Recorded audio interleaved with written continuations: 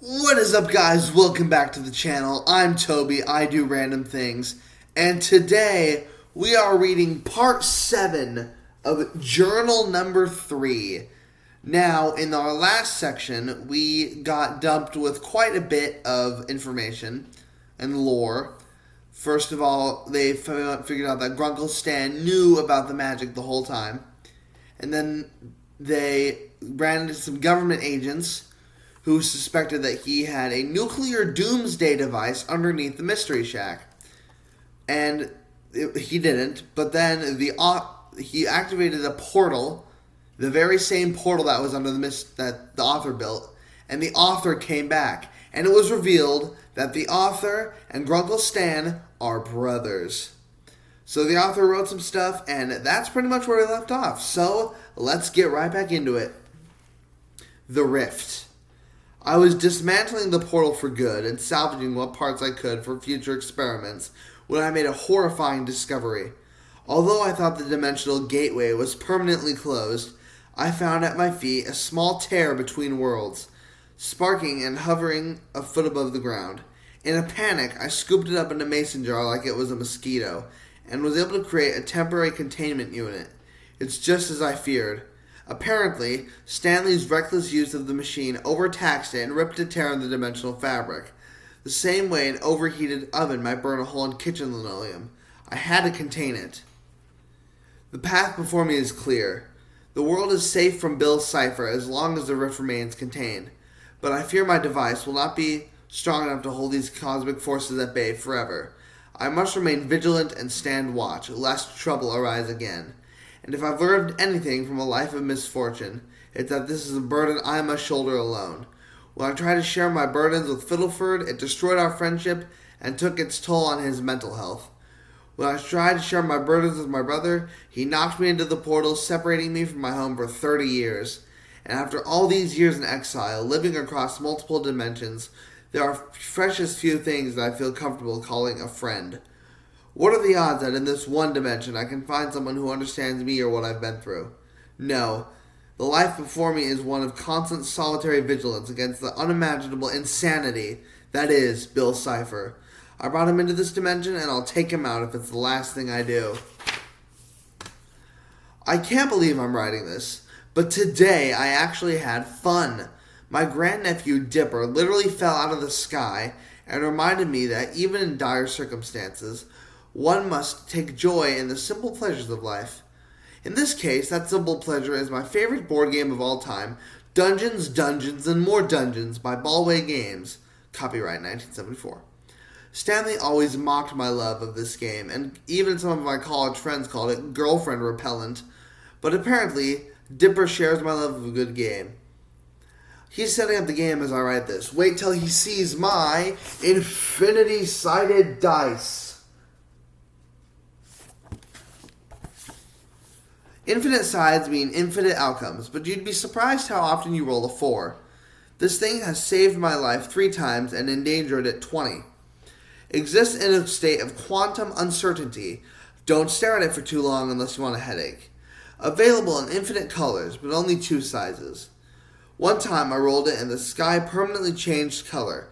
Luckily, that was in the land of the blind dimension, and no one noticed, although the one-eyed king did seem annoyed. Obviously, it's too dangerous to use in a single game of D&D and more D, but what could be the harm in just showing it to Dipper? Well, the harm in showing it to Dipper turned out to be quite large. During one of our games, my hot-headed brother got his hands on it and accidentally conjured this jerk, Probabilitator the Wizard. Full name, Probabilitor Pythagoras Decimal Door, the 3.141/5. Claims that his staff is powered by pure math, but I'm guessing it's just a lot of D batteries. Mainly makes annoying math jokes. He said algebra cadabra at one point, and everyone booed loudly. Believes that eating brains make you smarter, which is a really dumb idea for someone who never shuts up about having a master's degree. Out of all the wizards I've encountered, and that includes Blandolph the Boring from the Unremarkable dimension, this one was the most insufferable. As formidable as Probilator seemed, I'm proud to say that the Pines family was able to beat the wizard at his own game. Stanley's contribution was, of course, to cheat our way to victory, but Mabel's extraordinary imagination proved to be invaluable as well. When we needed a means of escape, she thought up something called a centaur, which is actually quite incredible if you don't pause to figure out how it eats, among other things. This is what the centaur looks like. Don't think about it too much. But after I fought ogres and elves alongside him, it was Dipper who impressed me the most. Pondering our adventure and the bond we shared of the game, I finally took it upon myself to read the entries he'd made in this journal. I don't mean this lightly when I say I was floored by what I saw. Instead of the aimless aggression of a typical adolescent, I discovered the same obsession with the supernatural as myself. Page after page, I read on as he navigated beasts, evaded villains, defeated ghosts, and even took down a gremlin. Sure, he's rough around the edges and prone to romantic distraction, but he possesses bravery, cleverness, imagination, and drive far beyond his years. More surprising still, he has a birth deformity, just like me. To say that I felt like I was reading about a younger version of myself is an understatement. I always thought I was the odd member of the family, but perhaps I truly have found a kindred spirit. I presumed that there was no one on this earth who I could consider an ally and friend. I may have been wrong. Trusting in someone new is not coming easily. I told Dipper about the rift, but when he asked me where I've been the last 30 years, I had no idea how to begin or what to reveal. I've been trying not to think about it, but perhaps writing about some of it here will help me get my thoughts in order.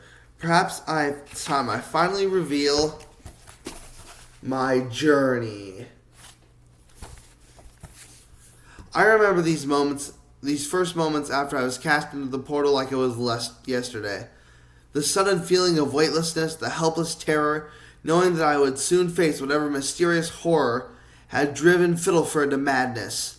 As I felt myself being sucked away from my home, a dimension I would come to learn is referred to in the multiverse as 46 apostrophe /.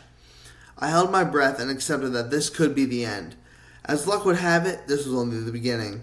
I found myself sucked through the door to a place Bill had designed the portal and access. A place he screamingly refers to as the Nightmare Realm.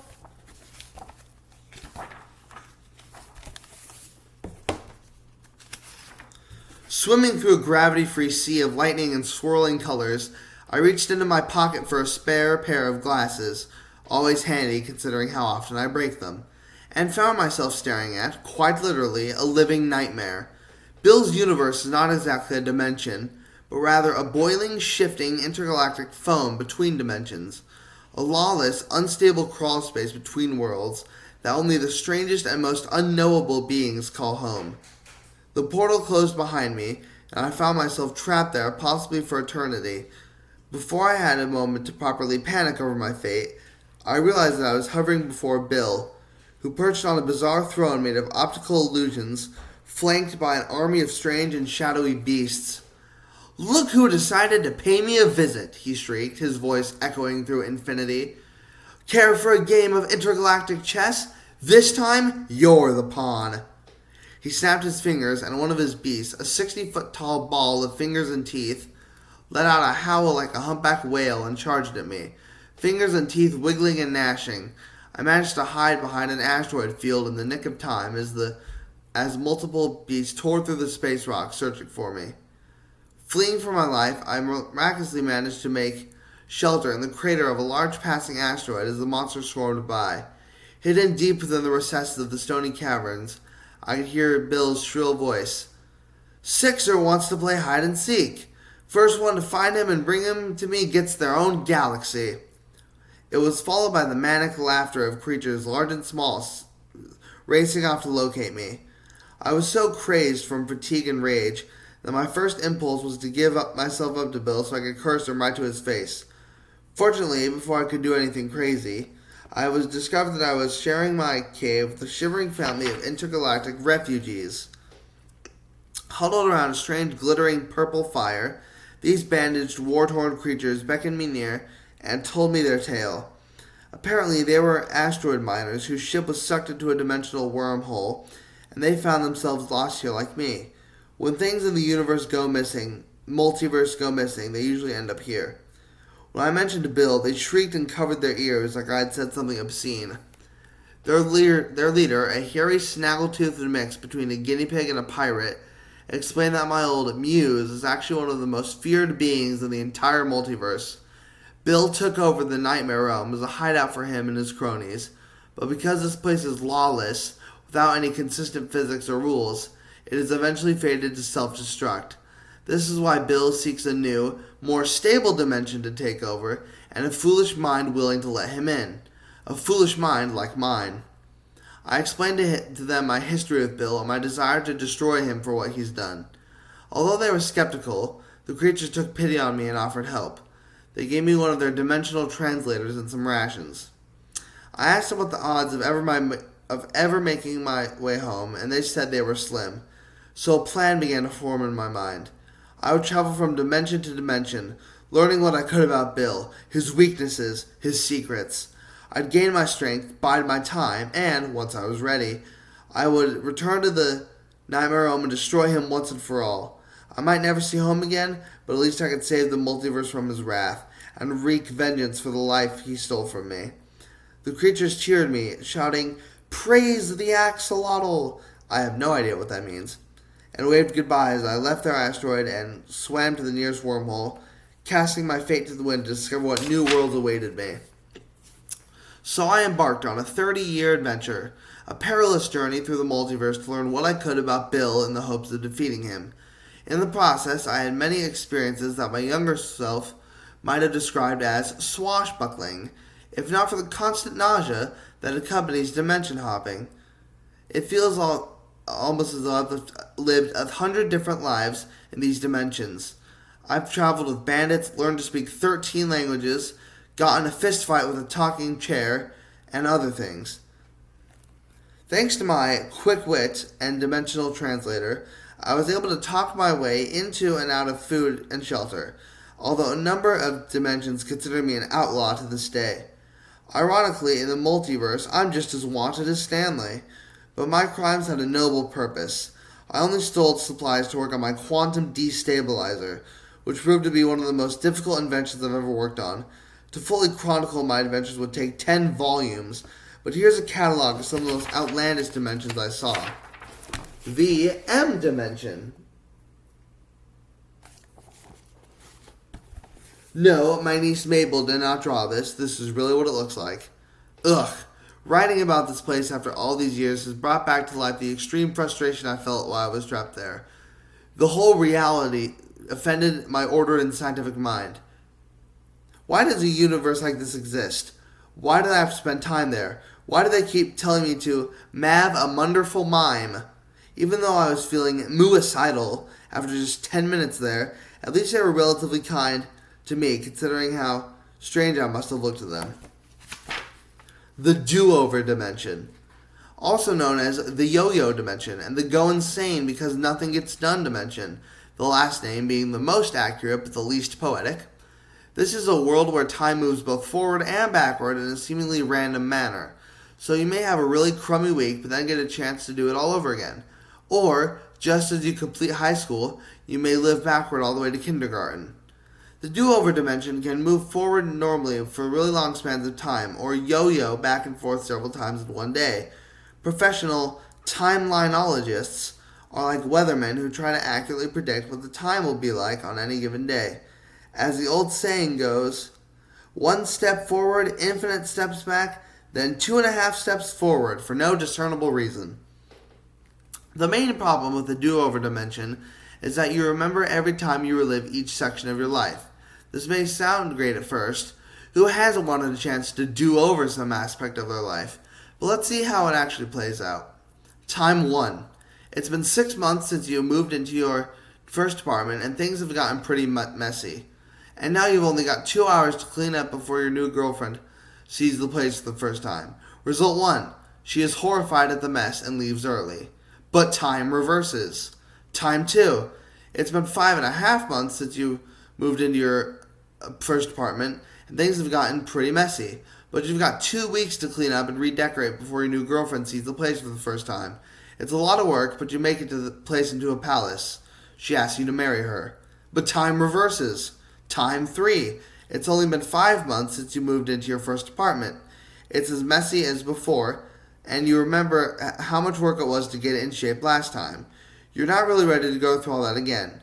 You do a basic cleanup and get some new curtains. Meh. But time reverses. Time 4. It's only been 1 day since you moved into your first apartment.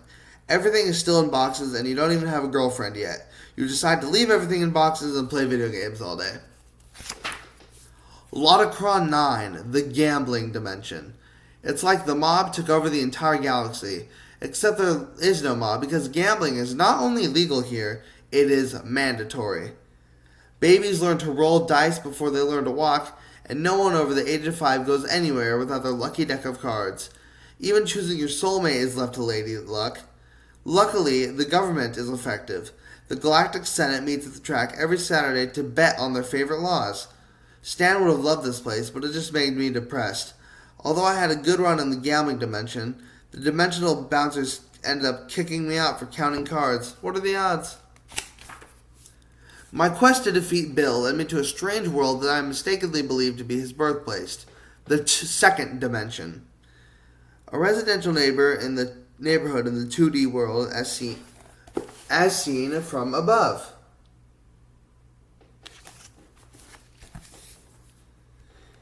The drawing okay. This is what the world of Exwilio looked like to me while I was there. It looked like this line. My 3D eyes were worthless in their 2D world. There is no sky above them and no sun to bathe them in the directional light and create shadows. I believed Bill came from a similar world that was mysteriously destroyed. But how? I didn't have much time to investigate. The inhabitants considered me to be an irregular shape, which is vulgar in their society. I was unable to explain myself, since my mouth was stuck outside their world, and I soon found myself under attack. Though small, their bodies are razor sharp, and several hundred of them began slicing into my head. Luckily, I was saved by one of the most extraordinary creatures I've ever encountered, the Oracle. I was suddenly sucked out of the 2D dimension, and I blacked out. When I awoke, I found myself at a strange mountaintop shrine, surrounded by clouds, looking up at a seven-eyed creature, Jesselbaum the Unswerving. She told me I was in Dimension 52, and that she had been treating my wounds for a long time. Strangely, she seemed to already know what my name and my mission was. Whether she was psychic or I just read my wanted poster is hard to say. But she had some stunning insight about Bill. She said that if I truly wanted to face him again, I would have to protect my mind, and that she could help me, but it would require putting a metal plate in my head with difficult surgery. Maybe it was the thin mountain air, but I agreed instantly. For a week, as I recovered, we had many long conversations about Bill. Apparently, his thirst for power caused him to destroy his home dimension, including his parents and everyone else he'd ever known. She spoke of him without anger, but with a calm, steely, clinical resolve to see his reign of terror end. She looked deep into my eyes and said I had the face of a man who is destined to destroy Bill. I was so excited that we spent the entire night partying and drinking cosmic sand, the very same kind Time Baby himself consumes. When I woke up the next morning, she was gone. I was in another dimension entirely. It was time to continue my quest. I sometimes wonder where she is now and how she knew so much about me. Parallel Earth dimensions. Unlike the dimensions I've already described, many dimensions of the multiverse are parallel Earths, very similar to my dimension, but with a few major differences. There are parallel Earths where dinosaurs still rule, and ones where dolphins, rather than Homo sapiens, took over as the dominant species after the dinosaurs went extinct. A better world. But after 30 years of dimension hopping, I came upon a parallel Earth almost identical to our own. There was at least one crucial difference. On this Earth, I was never pushed into the portal by Stan. On this Earth, my brother listened to me and took Journal 1 away from Gravity Falls. On this Earth, I reunited with Fiddleford, and together we created a dimensional vortex neutralizer that allowed us to use the portal without any risk of a connection to Bill's nightmare realm. By the time I visited this parallel Earth, my parallel self was a celebrated star of the scientific community, and my small cabin in Gravity Falls had become the sprawling International Institute of Oddology. Like a moth to a flame, I was drawn toward the Institute. Luckily for this particular Earth, I ran into Parallel Fiddleford before encountering my parallel self. He quickly recognized that I was not at Stanford Pines, and had me detained by campus security. I put up quite a fight, but when I finally calmed down, Parallel Fiddleford explained why he was holding me captive. A few years back, he had been leading a portal expedition to a particularly dangerous dimension when one of the security officers ran into his parallel self. As soon as they touched hands, the entire dimension began to warp and fizz with static. Fiddleford and the rest of his team escaped back to their own dimension, but that officer was never heard from again. In fact, that whole dimension has ceased to exist. As much as I might have wanted to revel in my parallel self's success, it was clear that there was literally no place for me in this dimension. Even if I could have stayed there for the rest of my days, my own conscience would have not allowed it. I still held on to the vow I had made close to 30 years earlier to destroy Bill Cipher. When I mentioned my vendetta to Parallel Fiddleford, his knee began to bounce with agitation and excitement, the same as my own Fiddleford's knee. Although his dimension was safe from Bill, he understood the threat Cipher posed to the wider universe. He was anxious to help in any way he could. I showed him my unfinished quantum destabilizer, a weapon I was designing to blast Bill into non-existence. The problem was the power source. In all my travels since leading the Oracle, I had never come across an element that had both the necessary power and the required stability. Parallel Fiddleford suggested an element that he had discovered in the paradox dimension. It was inert when visible, but highly radioactive when hidden. He called it, "Now you see it, now you don't-ium." A unique flair for language was something else he had in common with Fiddleford. After just a few days of tinkering and minor adjustments to my blaster's design, the quantum destabilizer was finally finished. My return to the Nightmare Realm was something that I had planned in my head for so long that it was difficult to believe that it was actually happening. Plus, there are dimensions where everything happens in your head, so it can get confusing. But there was no mistaking the Nightmare Realm for another dimension. The constantly shifting kaleidoscope of color, lack of gravity, and persistent smell of burnt hair, gross, were all signs that I was in the right place. And of course, there was also the fact that Bill Cipher instantly spotted me and unleashed his goons. Although I was 30 years older than the last time I had faced these monsters, I was a fair bit more fit and agile. Also, having a death ray in my hands did have its advantages. The Quadrangle of Confusion, which looks like this.